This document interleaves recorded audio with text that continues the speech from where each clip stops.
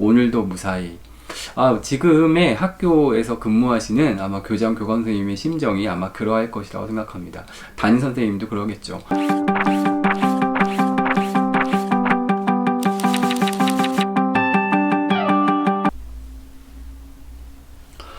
안녕하세요, 모두쌤입니다. 오늘은 지금 학교가 아주 매우 바쁘고 또 분주한 가운데서 마치 전쟁을 치르는 중과 같다라는 이야기를 한번 해보려고 합니다. 학교는 지금 거의 전쟁 중이라고 볼 수 있습니다. 아니, 이게 도대체 무슨 이야기인지 아마 궁금하신 분이 계실 거라고 생각합니다.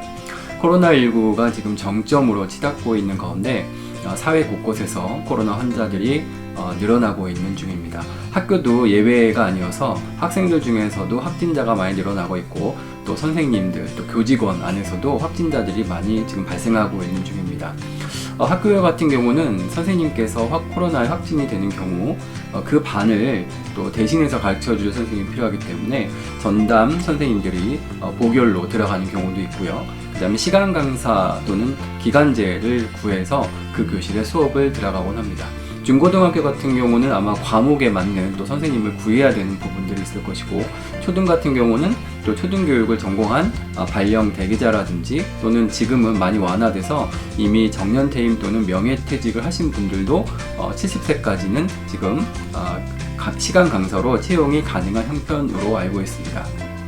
그런데 이 모든 가운데서도 여전히 거기에 관련된 여러 가지 지침들과 여러 가지 그 고용에 대한 부분들이 수시로 이제 변하고 있어서 거기에 대해서 학교 현장에서 많은 혼란이 있는 것이 사실입니다.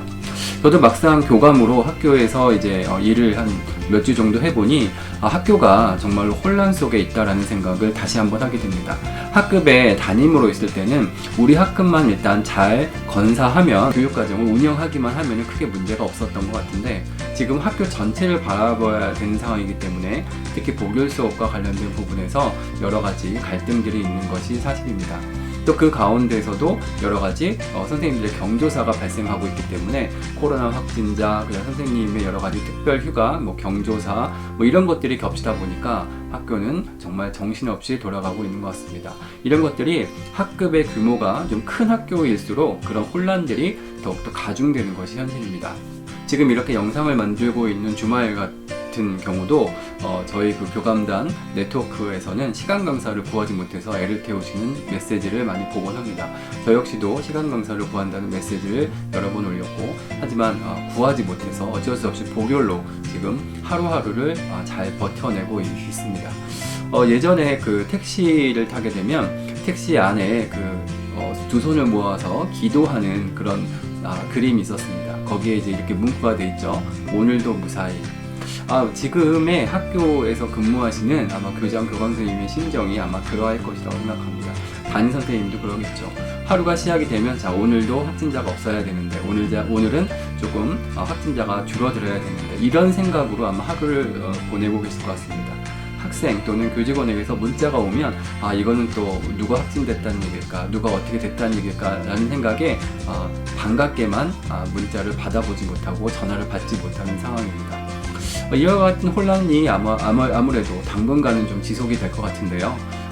정점으로 치닫고 그 이후에는 좀 완화가 된다라고 하는데, 지금 현재로서는 여전히 혼란스럽고 많은 지침들을 어떻게 적용할 것인가 하는 것에 대해서 의견 분분한 그런 현실입니다.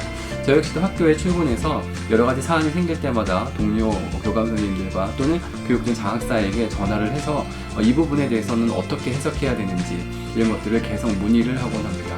또 다른 지역에 있는 또 친구 교감들에게도 연락을 해서 이 부분을 어떻게 거기서는 해결하고 있는지 이런 것들을 계속 이야기하니까 생각보다 학교에서 이제 전화기를 붙잡고 있는 시간이 많이 늘어나는 것을 알고 있습니다. 그러나 그렇게 하지 않으면 이 문제를 해결하기가 쉽지 않다는 것도 느낍니다. 왜냐하면 아무리 매뉴얼을 보고 매뉴얼에서 이제 어떻게 처리하라는 지침이 있어도 결국 그 행간을 해석해야 되고 읽어야 되는 것이 필요합니다.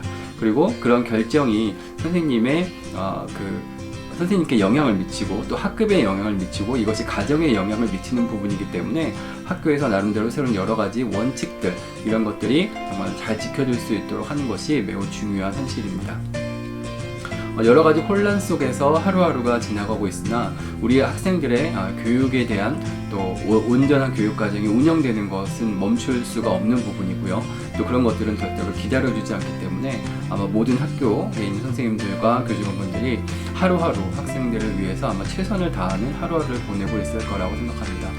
그런 하루하루의 그 치열한 노력들이 빨리 이제 안정화로 접어들어서 이제 온전하게 교육에만 좀 집중할 수 있는 환경이 되면 좋겠다라는 생각을 합니다.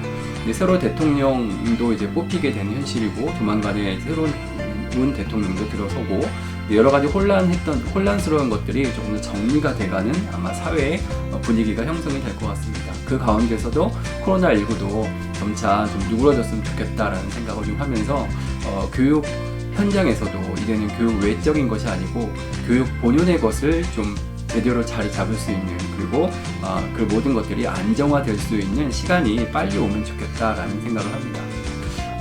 제가 오늘 영상에서 학교는 지금 거의 전쟁 중이다라는 이야기를 말씀드렸습니다. 아마 외부에서 학교를 보면 아마 학교만큼 평온한 공간이 없을 거라고 생각하실 겁니다. 그냥 애들은 학급에서 열심히 공부를 하고 선생님은 그냥 그 애들 데리고 그냥 공부만 가르치면 되는 것이고 라고 생각하겠지만 그 안을 조금 더 살펴보면 매우 복잡한 것들이 많이 있습니다. 일단 오늘 학교에 등교를 해야 되는지 원격 수업을 해야 되는지 그리고 오늘 급식을 먹을 수 있는지 먹을 수 없는지 뭐 이런 것들이 계속 혼란의 연속이었고 그리고 교직원들도 코로나와 관련해서 내가 오늘 출근을 해야 되는지 출근을 하지 말아야 되는지 PCR 검사를 받으러 갔을 때는 어떻게 돼야 되는지 그리고 이 모든 것들에 대한 계속 정확한 정답이 있다기보다는 지침은 있으나 거기에 대한 해석이 시기에 따라서 또 달라지는 부분이 있기 때문에 아까 말씀처럼 혼란의 연속이라는 이야기를 드리는 겁니다. 이제 14일 월요일부터는 또 달라진 학교 내에서의 그 방역 지침이 있기 때문에 기존에 이제 저희가 지표로 삼았던 지표 1과 지표 2라는 것이 있는데 그게 뭐 3%, 15%를 적용하는 부분이 있는데 아마 그 부분도 이제 조금 완화가 돼가지고 또 학교에서 자율적으로 교육 공동체의 설문 등을 통해서 자유롭게 또 정하라고 되어 있습니다. 근데 이제 한편으로 보면 자유롭게 정하는 것은 참 학교로서는 바람직한 일이고 사회 전체적으로는 좋은 일이죠. 그러나 한편으로는 너무 그런 것들을 학교 자율로 맡기다 보니까 학교마다 편차가 매우 심한 거죠. 그래서 어느 학교는 이렇게 하는데 어느 학교는 저렇게 하고 이런 것들이 자꾸 생기니까 학부모들이 거기에 대해서 오히려 더 불만을 갖는 경우도 있습니다. 물론 반대의 경우도 마찬가지일 거라고 생각합니다. 교육부 전체에서 전체 학교 운영에 대해서 이렇게 해라 저렇게 라고 획일적인 지침을 줬을 때는 분명히 학교 안에서 우리 학교는 그렇게 하지 않겠다 저렇게 하겠다라는 의견이 나올 거라고는 충분히 예상을 합니다. 그러니까 보면은 어떤 것이 항상 그 정답이 있고 무엇이 황금률처럼 딱 적용되는 것이 있다기보다는 그런 것을 찾아가는 과정이 아닐까라는 생각을 합니다. 모쪼록 코로나19가 정점으로 치닫고 있는 지금 제 영상을 보시는 모든 구독자분들 항상 건강 조심하시고 본인이 처한 여러 가지 환경 속에서도 최선을 다하시고 또 혼란을 최소한으로 줄일 수 있는 그런 하루하루가 되면 좋겠다라는 생각을 해보겠습니다. 제 영상이 조금이라도 도움이 되셨다면 구독과 좋아요 한번 눌러주시면 감사하겠습니다. 고맙습니다.